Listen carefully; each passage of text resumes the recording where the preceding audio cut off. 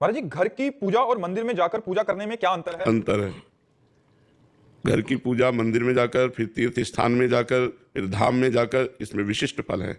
जैसे घर में आप 1000 माला जपें और गौशाला में जाकर के 100 माला जपें और देवालय में बैठ करके, जैसे भगवान के प्रसिद्ध देवालय है, 1 माला जपें तो 1 माला आपकी 1000 माला के बराबर होगी।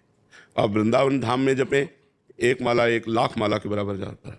तो घर का भजन और तीर्थों का, तभी तो जब भगवत प्राप्ति की लालसा होती तो हम तीर्थों की यात्रा करते हैं, संतों का समागम करते हैं, बड़े बड़े देवालयों के दर्शन करते हैं, उससे हमारा हृदय पवित्र होता है।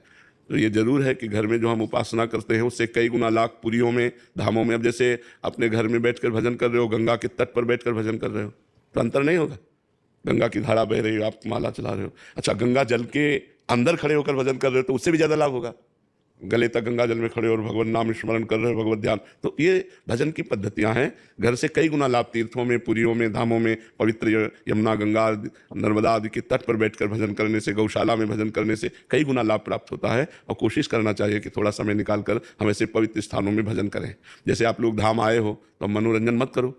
1 दिन 2 दिन के लिए, 4 दिन के लिए आए हो, कोई गंदा आचरण मत करो। 1 दिन उपवास करो, यमुना किनारे बैठकर नाम कीर्तन करो, वृंदावन की परिक्रमा करो। हो सके तो 10-20 रुपया के फल फूल लेकर के, यहाँ के जैसे बंदर हैं ऐसे दान कर, साधु महात्मा ऐसी सेवाएं, ऐसे मंगल में कार्य करने चाहिए जिससे हमारे दुख कटते हैं और हमें सुख प्राप्त होता है। और जो लोग यहाँ आकर के भी गंदे आचरण करते हैं, पापाचरण करते हैं, मनमानी आचरण करते हैं, फिर दुख भोगेंगे। तो यहाँ का पुण्य भी लाख गुना है तो पाप भी लाख गुना है।